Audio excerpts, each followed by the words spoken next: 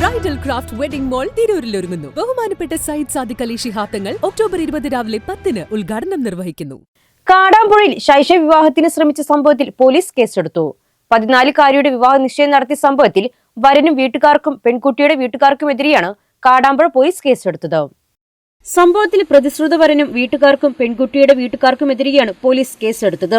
കാടാമ്പുഴ മാറാക്കര മരവട്ടത്താണ് സംഭവം. 14 വയസ്സ് മാത്രം പ്രായമുള്ള പെൺകുട്ടിയുടെ വിവാഹ നിശ്ചയമാണ് ശനിയാഴ്ച നടന്നത്.